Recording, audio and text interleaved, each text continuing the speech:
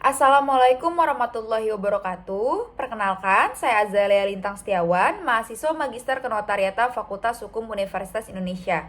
Melalui video ini, saya akan menyampaikan mengenai intisari penelitian tesis saya yang berjudul Keabsahan Peralihan Hak Atas Tanah Adat Papua yang dibuat tanpa keterlibatan pejabat pembuat akta tanah serta implikasinya terhadap kepastian hukum kepemilikan tanah.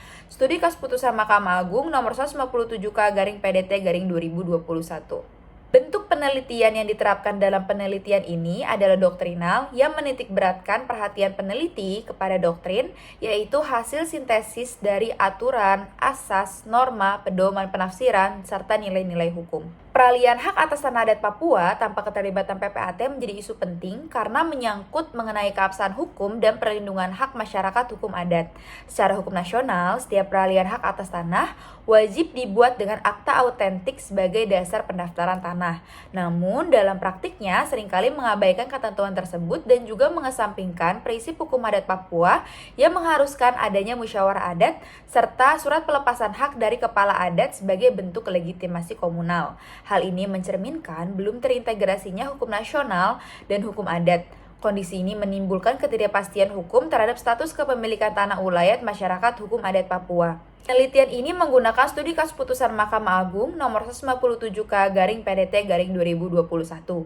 Kasus ini bermula dari sengketa tanah adat di Kampung Netar, Sentani, Papua. Penggugat mengklaim sebagai pemilik sah tanah adat seluas sekitar 60.500 meter persegi berdasarkan surat pernyataan hak dari kepala adat setempat.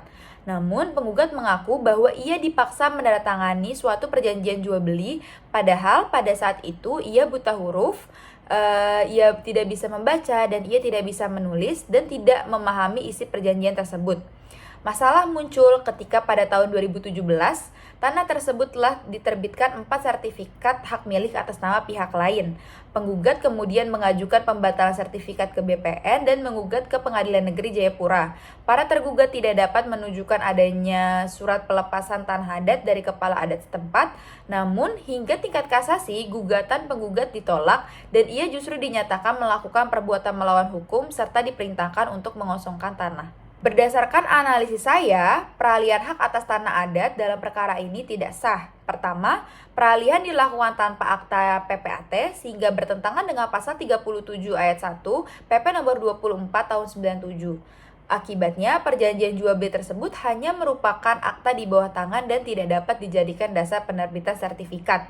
Selain itu, perjanjian tersebut juga tidak memenuhi syarat sah perjanjian menurut pasal 1320 KUH Perdata, khususnya dalam unsur kesepakatan dan kecakapan hukum. Yang kedua, dari perspektif hukum adat Papua, peralihan hak tersebut tidak sah karena tidak adanya musyawarah adat dan surat pelepasan hak dari kepala adat sebagaimana diamanatkan dalam pasal 43 ayat 4 Undang-Undang Otonomi Khusus Papua. Selain itu, menurut hukum adat, peralihan tersebut hanya memenuhi prinsip tunai, tetapi tidak memenuhi prinsip terang dan real sehingga tidak sah menurut hukum adat. Dengan demikian, putusan Mahkamah Agung nomor 157K/PDT/2021 ini menunjukkan kekosongan hukum yang seharusnya diperhatikan hakim.